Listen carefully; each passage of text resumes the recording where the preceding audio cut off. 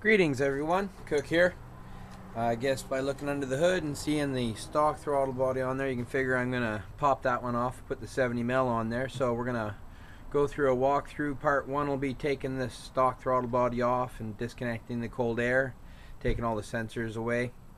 Part two will be flipping all the throttle position sensor and the IAC and everything onto the 70mm throttle body. And then part three will make it putting the larger throttle body, the 70mm F&B, back onto the truck again. So here we go. 10mm box end open end wrench and 10mm on a nut driver. So I start off loosening off one of the three that hold the throttle body into place, just lightly. Okay, remove the mass air. This is the vacuum line.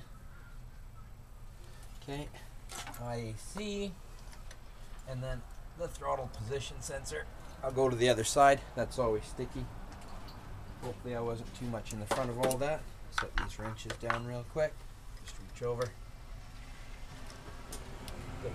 Pull that bad boy off. Just set those out of the way. Now, going over to the other side, I'll just take the Vitamagig with me. Set it up so you can see. Okay, so there's the dipstick for the oil, and here's the rub.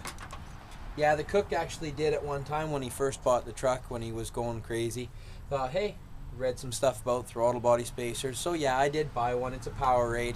The reason I put it on, sounds neat, might give me nominal horsepower gain, doubtful, but more than anything, it looks good on the engine. It's just a piece of billeted red aluminum. So what I'm doing now is reaching in, taking off the throttle connection for the cable there, and I'll come around to the front, and on the inside, of course, is the kick down for the tranny. That's always a sticker. Hang on, there we go. So get that off, and then I'll get the throttle body off, and I'll show you how to take out the spacers that are there too, and put the cable back in for the throttle and the kick down again. The Powerade throttle body spacer, also because of its thickness, comes with a holder, or whatever you really want to call it, fastening device, for again, the outside being the throttle, the inside being the kick down, right? Because of the gap there, they had to make up a gap here, so there's a couple spacers in here, and they just have one nut that connects on the back side with two bolts on the front. Okay, so do that. I've already taken the time to go through and loosen off with an 8mm the cold air intake clamps. So I'll back these off a little bit more. This one again. This one reminds me I want to take my filter off this weekend and give it a cleaning. I have the cleaning medium kit that I have for cleaning a reusable air intake. That's an air raid intake.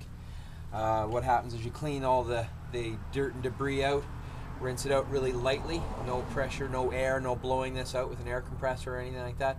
Once it dries, then you use the oil medium to spray the filter until you can let it dry once, see if there's any patches, reapply the oil again. The oil is the medium that traps all the dirt and the debris that comes in. So anyway, back to the 10 wrench. They're not bad once you get them backed out. And this one. Now, I have my 10mm nut driver, fuel rails, another vacuum line. I have to reach under like that, and I brought out, 1 second,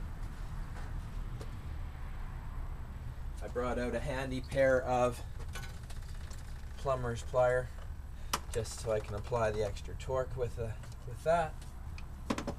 Why aren't I using a ratchet? Cook, why aren't you using a ratchet? Well, I'll be honest with you, it's a pretty slim ratchet in there. The amount of times I do it, I just use a nut driver because I can keep a nut driver in the truck and go through with just a couple of heads on the driver and tighten the air intakes and, you know, the various things in the truck, right?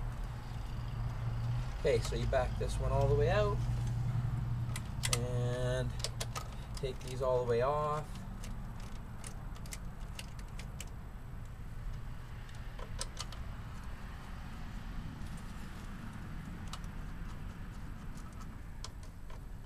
Right?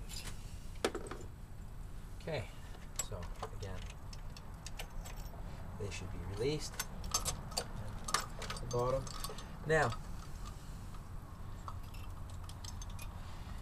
here we have the factory throttle body, 62 mil, I believe is the diameter, dimension, whatever you want to say, and 310 millimeter, 1, 2 on the top, and I'll just hold this so you don't drop anything in your engine.